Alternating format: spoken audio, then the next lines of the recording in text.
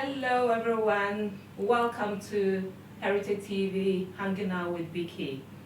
Today is going to be a women's affair. Yes, it's a women's affair. I've got in the studio two beautiful ladies. Actually, they are sisters, and they are the founders of Ghana Expo Property and Lifestyle and On Point Property Management. Between them is 29 years experience in this field. So we're going to ask them questions, know a little bit about them, and they've also got a program coming up, an exhibition coming up. I think it's next weekend, and we will give you all the details for you to, be at this exhibition. So, ladies and gentlemen, once again, you are welcome to Hanging Out with Vicky. We are streaming live on Facebook.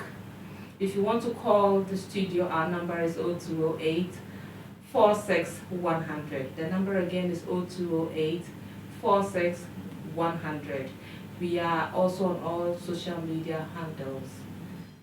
Ladies, welcome to Hanging Out with Vicky. Welcome. Good morning. Thanks for having us here. Yes. Anna and Victoria, On Point Property Management, and also founders of the Ghana Expo Property and Lifestyle. Two. Yeah. I mean, who are they? Lovely, beautiful ladies. Wow. Gosh, where did we begin? Yes. Yeah, so On Point Property Management Limited is our property management company, and we have a selection of services based in the UK. We do general property management and lettings for those who have landlords who require their properties to be managed. We also have a property sourcing service where those based in Ghana, abroad who want to source properties here, we can find that for them and do everything that's required with regards to finance and stuff. And then we also have the On Point Property app, which we can talk about a bit later. And most excitingly, we also have a Ghana Property Sourcing Service, which birthed really the Ghana Property and Lifestyle Expo, where we help people in the diaspora buy property back in Ghana. Okay. Right. So where does this inspiration come from? And what is your background? Did you have anybody in the family who was into properties? How did this dream, come about? How was it birthed? Well, again, growing up, we've watched our parents build back in Ghana. So we was quite young then, but watching them was an inspiration to see that, wow, our parents are building our own home in Ghana. Looking at all the steps that they went through and all the, ups and downs, which we at that time didn't really understand, but we still to this day remember what the whole experience was for them. So I think initially that would have been the first interaction with property for us. Anna went into property some time ago now. 19 years ago. 19? Yeah, I say it out loud and I can't believe it. Like 19 years already. 19 years. So yeah, my journey started 19 years ago. I worked for a very successful property developer and landlord who owned a huge portfolio in southwest London of residential, commercial and retail, which I managed. And really, I learnt everything working for him for 15 years. We also did developments in the UK and in Spain. And I had a vast range of experience in all of those fields. So that's where, I built that journey of my property journey of investment ourselves and really watching the progress of what it means to invest in real estate or property and really what goes behind it, because I think a lot of people don't recognise what the challenges are and the positives, obviously financial reward, but that journey really was important for us. That really gave us the confidence and encouragement to set up on our own. And Victoria, you also... Yeah, 11 years ago, fell into property. Literally was thrown into the deep end. Yeah, I was an assistant project manager on several projects, and it was the best lesson taught to me because it just taught me so many things to where we have reached now. So yeah, I just fell into it. It wasn't anything I studied. It was just, again, friends of then Anna's boss, and that's where our journey began, and it's just been continuous ever since. So yeah, it's been great. Because one thing I've noted from what Anna was telling me with her 19 years, working with her boss. Usually, when people get into working in the work environment, they get a passion for what they do. They don't have that patience. Yeah. Within 2-3 years, they feel like, oh, I also want to set up my own. Because I'm working for someone. It looks like I'm doing all the work. So why don't I, set up my own? And I'm amazed that Hannah was that patient, to stay on and learn it properly. Yes.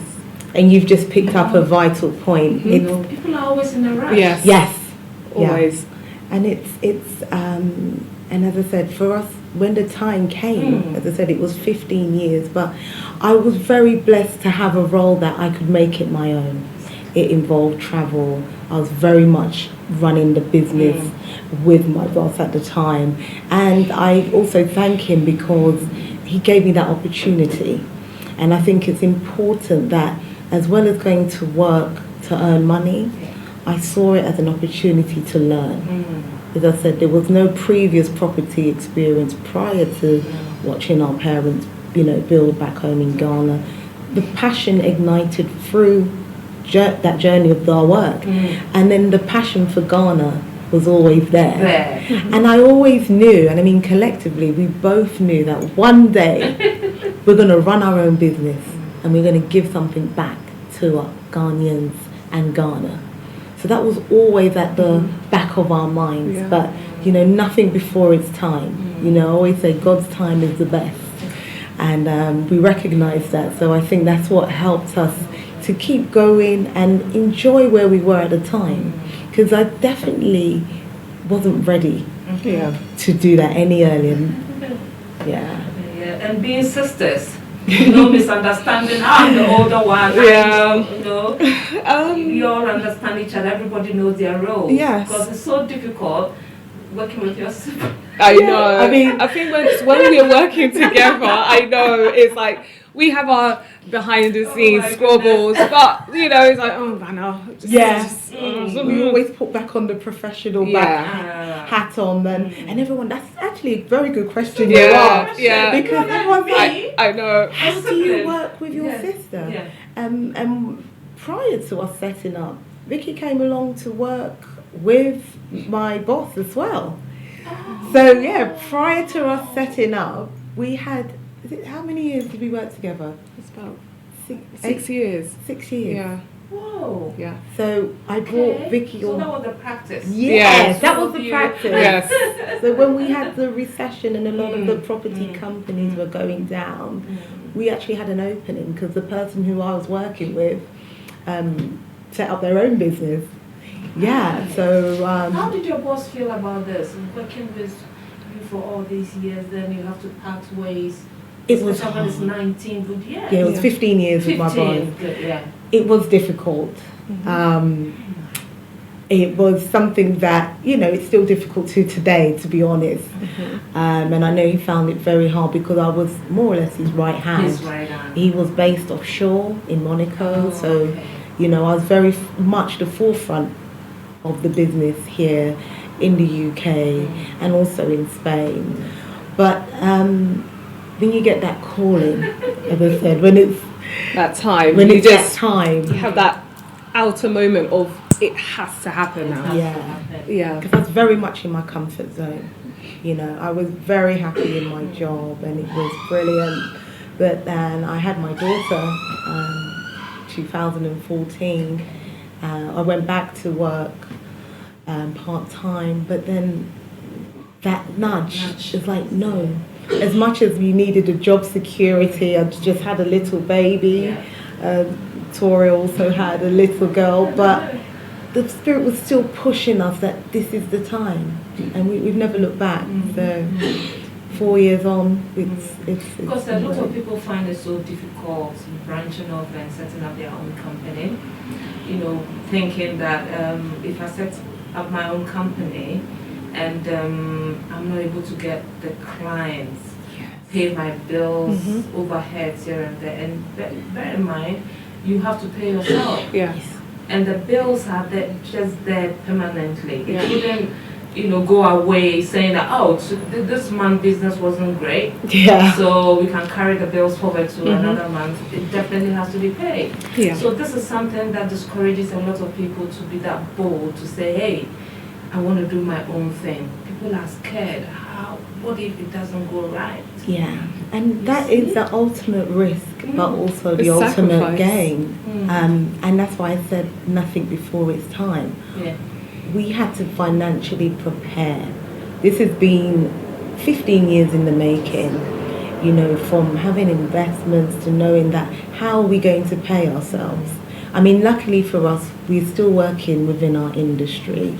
So as I say, our bread and butter, our day-to-day is the property management and letting side, what we do here. Everything we're doing in Ghana is like it's a long-term vision.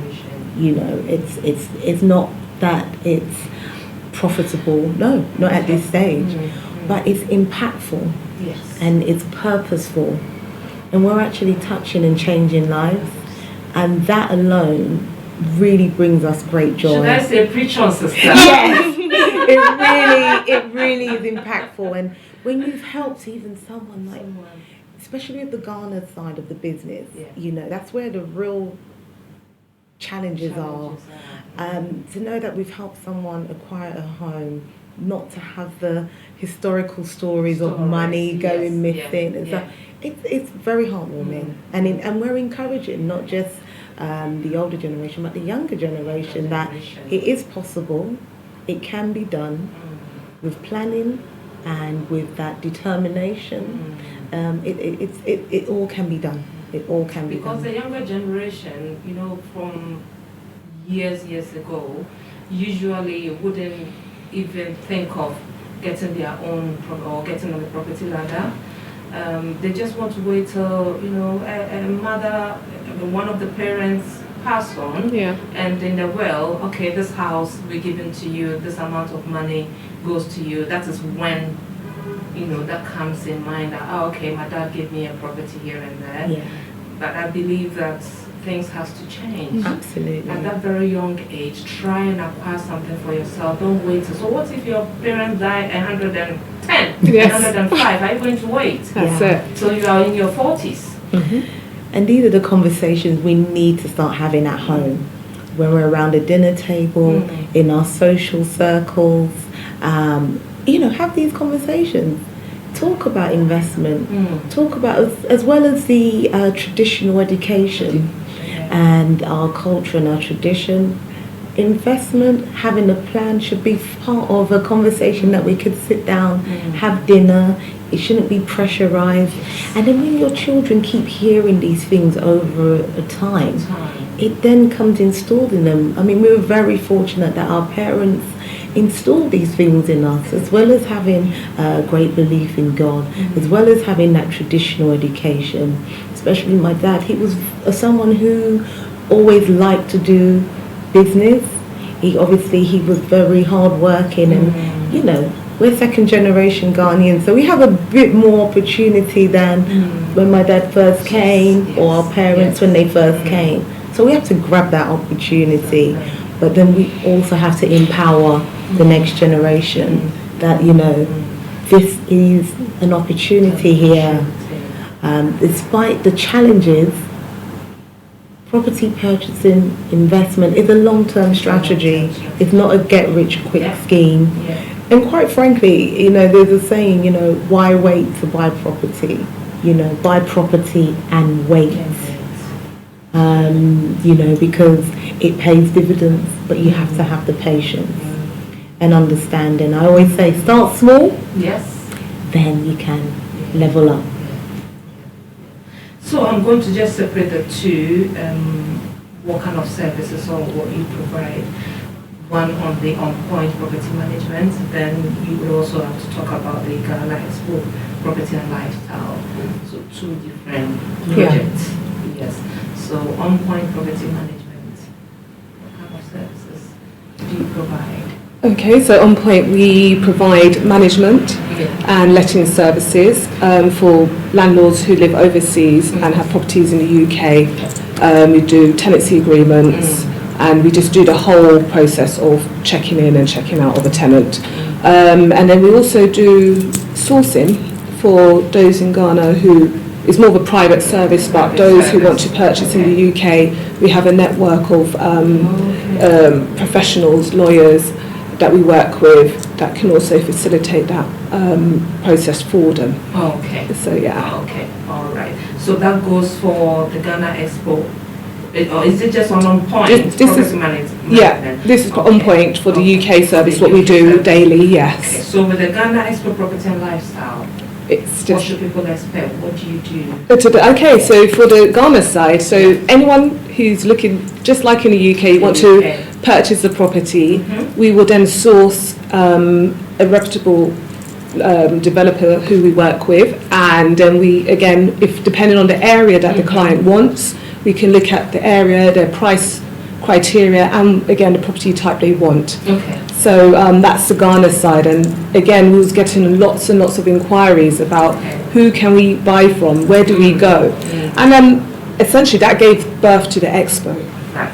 So that's where the expo. So you have agents in Ghana who liaise with you, because I don't think you will have to travel to Ghana. No, at all. Yeah. So essentially we have relationships with several developers, and majority of them will be coming to this expo. Right. And what we do is that we will have the initial inquiry from the buyer in the UK. We will then work as an agent and facilitate the sale process for them. So if they need finance, again, we work with Stanbic Bank and so on. So we can do this one-stop shop for them. So there's no hassle for the buyer in Ghana. We want to alleviate stress. Okay, so if someone here wants to buy a property in Ghana, hasn't got the whole amount upfront, do you provide any mortgage services for them? Yeah, that's something we have affiliation with a few banks. I know Vicky touched on Stanbic Bank. There's a few banks that provide diaspora mortgages. So, and it's based on the same system here. A lot of people think, oh, my credit's not good here. Exactly, yeah. Will I be able to get finance in Ghana? Yeah. No, they check everything. It's the same process that you would do if you're getting a mortgage here. So it's very important to be credit worthy and be attractive to lenders so they know that, yes, you can manage to pay. So diaspora mortgages are available, and there will be Stanbic Bank with us at the Ghana Expo. So they'll be doing a presentation to really let people know what it is they provide. And even people who have land and can't afford to finish, they can do that. There's even construction loans for home loans for individuals who need to finish building their homes. But again, everything's based on your credit and whether and affordability. So you cannot escape that. Okay. All right. Have you got people, because I know back home in Ghana there's this big issue of land litigation. So have you got clients who are not too sure, confident regarding land litigation? What do you tell them to convince them to come to on-point property management or contact you as the Ghana Expo Property and Lifestyle, assuring them that you've come to the right place, there's not going to be any land litigation issues? Right, that's a very good question because we don't directly deal with land. Stay clear. It's almost like it's difficult. It's difficult. And I'm not here to sugarcoat that there are real issues with land ownership. Hence why, especially for the diaspora, you're not in Ghana full time. You're trying to build and run a construction site. That's what you're doing when you're building. You are running a construction site and you're not there. Now, unless you're going to employ a project manager to build your home and that's, we do have contacts on the ground who can do that for you, then you're in with a good chance. Yeah. Now, for you to do it from the UK, sending money, it's something that we don't encourage, and we're not going to encourage that. So what would lead me on to the point is that finally Ghana now has a credible real estate market, real estate developers, and quality homes are now being built. You mentioned, oh, do we go to Ghana? Between myself and Victoria, we're regularly in Ghana, sort of every 6 to 9 weeks, going on site, meeting our clients, and doing a bit of due diligence our end to satisfy that, we're actively also in Ghana. And especially if we have our own clients who are building or purchasing, especially off plan, we're there, with our cameras, doing live viewings. I mean, we make use of technology, and let people know it's all above board. But the criteria is there's over 100 developers in Ghana, and we only represent currently about 15. I won't list them all, but it just goes to show that we recognise that we only want to deal with professional property companies where building homes is their business. It's not a side business that, oh, I've got a bit of money, let me throw it into construction, and they don't understand what they're doing. And then they can't complete, these projects, because these are the pitfalls. So we're almost encouraging the diaspora that, look, don't try and build it yourself, connect you to the right developers that are building in your price bracket, in the area you want to afford, that you can afford, and also who can complete the property to a recognised good standard. And I feel that is the future. That's the way we can see that people want. And I think that compound house living is something that now the diaspora don't want. It's very hard to try and maintain, a compound house. You're going to need someone to live in. Where with this option, you can lock and leave. Going back to Ghana shouldn't be, which relative I'm going to stay with. So it's all about changing trends, seeing what's affordable. The key thing is what you can maintain. There's a lot of properties in Ghana, you can see, as I said, inheritance. They've inherited homes, they can't afford to look after them. They become derelict. And it changes the landscape of Ghana. It can look quite, sometimes, areas like it's been neglected. Okay. Going back, talking about deciding to set up the company, how far you've gotten, you've been very successful, very proud of you. But the one thing, there are not much women in properties, real estate. Why is that? And how can we encourage a lot of women getting into real estate? There's just a handful. A typical example, by profession, I'm also into real estate properties. And when I started, it was really a struggle, especially when I have young children. I realized that, sometimes you have to work odd hours. You get a client calling you, you get, tenants, boiler is broken, and it's 6 o'clock. It's like a nurse duty. Exactly. And you have to pick your child up from school. Sometimes you be at work, you get a call, your child is not well. You need to see a client, and that's when you're taking on the property. You're meeting someone for the first time. You tell them, oh, I'm sorry, I've got an emergency. You've lost the business. You see, so it got to a point I nearly gave up. But I had to press on and tell myself, you know what, just let me close my eyes. It's a big sacrifice I'm making. These kids will not be babies. They will grow up quickly and I'll get my independence. A lot of women will not be able to. So what can you tell us? Why are there not women, getting into properties? Like you said, it's a great demand in the property market. We started quite young in the industry, so we've reached a point now where we're now mothers. However, it can be quite intimidating, especially when you're in an environment where there are just a lot of targets driven. It's like, what's your target today? Yes. We need a sell, we need a let, we need this, that. You know, you're always continuously under pressure. I would say not to feel intimidated. And that's one of the key things, because when I started my career in property, I was thrown into the deep end. I didn't even understand what, you know, trenches were. You know, I was a project manager assistant dealing with construction, and I'm like, okay, this is foreign to me.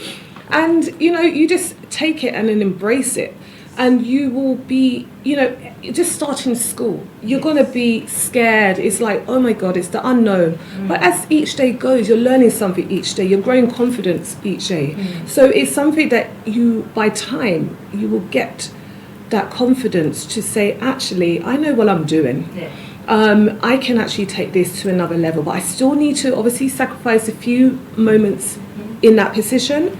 And when, again, as the time is right, you can venture on. As long as you've learned and grafted the most important things, having that opportunity, you may not have somewhere where, if you're by yourself, it's good to have an overview of the industry on a wider spectrum.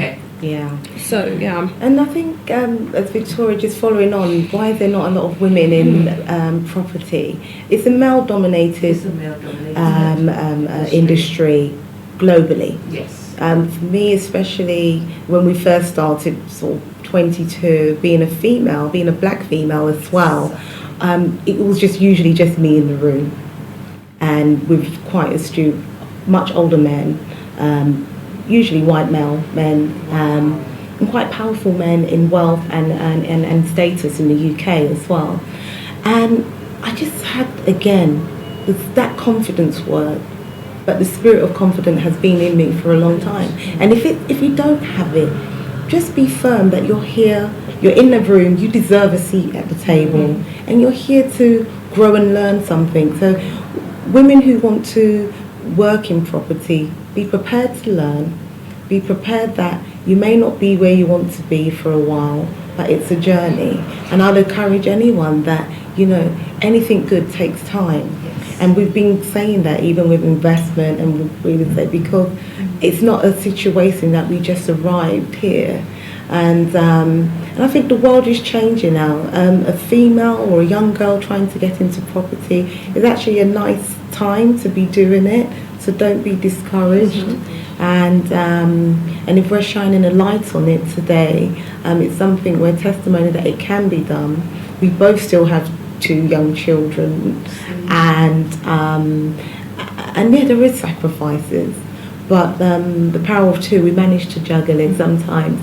You know, Victoria may have a school run, but maybe my daughter doesn't, is finishing later, then, you know, we could do the viewing, and then we have a very good extensive team. I think property management alone is teamwork. You have good maintenance team, reliable plumbers, electricians, trustworthy people that you can give them a key to go into a property, that they'll do the work and get the work done. And again, this is something we've accumulated over time. We're quite blessed to still have the same team I've been working with for the same 19 years, who've also continued to support us with our journey. And then networking, going to events, we've managed to build a team with more electricians, plumbers, and these are the grassroots people on the ground that really are the engine force of the property management side of the business. So if you are a young lady, you want to, because I get to get emails, text messages, young girls who want to go into the, you know, become estate agents or go into property, but they are not too sure if they are fit. I shouldn't say fit, but they will fit into, you know, the environment, because it's a male-dominated industry. I will encourage you, please make that bold step. And one thing that will help you to achieve your dream is get in touch with people like Anna and Victoria. Just have them as mentors. You know, what do I do? How do I go about this? I don't understand this. How do I do this? I think with that, it gives you more encouragement to achieve what you want to do. If you don't have mentors in the same industry, backing you, advising you, leading you, telling you how to go about things. When you are stuck in the middle, you just give up. So I also tell all those young girls who are very interested in getting into properties, get in touch with Anna and Victoria, and they'll be very happy to guide you, encourage you and tell you what to do. They are there to help. If you don't make that bold step, you wouldn't get that help that you need. And I think everything will work out very good for you. So coming to the program that is happening next weekend. Yes. The Ghana Expo Property and Lifestyle. Yeah. The third edition. Third edition. It's the third edition, year 3. How time flies. Yes. Very fast. We're so excited. Did you have those 2 ideas when you were setting up On Point Property Management? No. Or it just came? It just came. It just came. 3 years ago. 2 years ago. It's not part of the business plan at No, all. it wasn't. My. Again, I think, especially with the Ghana side of the business, it's like every time we do something, we realise there's another problem. So as running the business, we're finding solutions. Yeah. And as Victoria mentioned earlier, we got flooded with information, people inquiring about, how can we buy a property in Ghana? We want to go, how do we do it? And then we both sat down, we said, how can we help more people? Because there's only 2 of us at the time. Definitely. How can we help more people at the same time? And then we thought, why not get everyone in one room, do the Ghana property. We didn't know the name. We just thought we can do like a property show. And it's been done before. We're not reinventing the wheel, but we thought, how can we make it effective? Make it to a high standard where people feel that they can trust the people in the room, because trust is probably the biggest sort of block between people making that journey of investment to Ghana. And we thought, why not have like a property show and get all the developers, the banks, real estate industry experts, such as the lawyers, the financiers, to provide that information, because the biggest thing we realise is, where's the information? People do not know where to go. They're left from their right. They're taking information from people who don't have no experience and taking their word for gospel. And that's where the derailment happens. And I have a famous word like, leave it to the professionals. I'm not a lawyer. If the questions get too much, I refer you to us as a lawyer. If you want the accountancy information, we can refer you to our trusted partners who can help. So, and then we realised the lifestyle, which I think, Victoria, you picked up on that aspect. Yeah, so tourism. Again, we always encourage people to visit Ghana before, if they're not familiar with Ghana. Even Ghanaians are not familiar with the whole of Ghana. Still go and explore there. We work with a fantastic tour operator who can do a lovely package for you. Go and explore the country and then say, actually, I'm ready to invest back home as well. So we really do like to emphasize tourism as a key, and also, again, that's what I studied as well. So it's something that I always, again, where my passion came for Ghana as well, to visit a country, then look at your investment options as well, then come back to us when they're more ready and equipped, and just knowing more about where they need to go as well to invest in homes. So the lifestyle stands that will be there this weekend will also include a Ghana school guide. That's another regular thing when people are transitioning, if they've got young children. Which school should we go to? What's the process? Do I want to continue with the UK study syllabus, or do I want to do an international one? So things like that, and people who want to transition to set up businesses in Ghana, there are stands there to help. So that property and lifestyle, it runs hand in hand. Anna, you've touched on a very sensitive issue. People who want to set up businesses in Ghana. Personally, I know about 4 people decided to pack up, set up business in Ghana. Out of the 4, one is a medical doctor. He rather wanted to give back to society, setting up a hospital. All of them packed up, came back. Yeah. Right. Issues here and there, Mm-hmm. things not going right, Mm-hmm. and decided, you know what, I'm coming back. Bureaucracy, you need to, you Yes, know, yeah. pay this before. I am Mhm. coming to help back Yeah. home. Mm-hmm. So that's a very, very, very, very good point. Yeah. It's managing We are the having that expect- problem. Yeah. Managing the expectation, because it's a different culture as well. So, you know, as much as we see Ghana in this great light, it's still very Africa, Yes. and we're still having to come from the UK with that mindset, thinking everything's going to be in a good system. No, Exactly. go over, you know, the open mind of things are not going to run the way you're going to expect it to. And, you know, we still have one or two challenges to this day, but we have to play calmness and adapt to certain situations to let us continue where we're going. Because if you come with a harsh, right, that's it won't, you'll just get that reflex of, I'm actually going to just give up. Anna, do you think it's because when they go back to set up, they are not in contact with the right people? Yeah. Or what is it? Because some of them, even, you know, getting approval, Yeah. certain, you know, approval certificates or whatever they Mhm. need to, Yeah. it takes so long, I think and the support is not there. Yes, yeah, I totally agree. And it was in the sentence when you said pack up and leave. That's when you've gone wrong. Yeah. That's where they went wrong. When people say I'm packing up and I'm leaving, and I'm like, everything is a plan. I think as an investor, I think planning is just installed in me. Yes. We are based in the UK Mhm. and we run a business across the globe, from Yes. Ghana to Yeah. London. Mm. So if I say I'm planning to move to Ghana, It has to be a gradual process. it's a gradual process.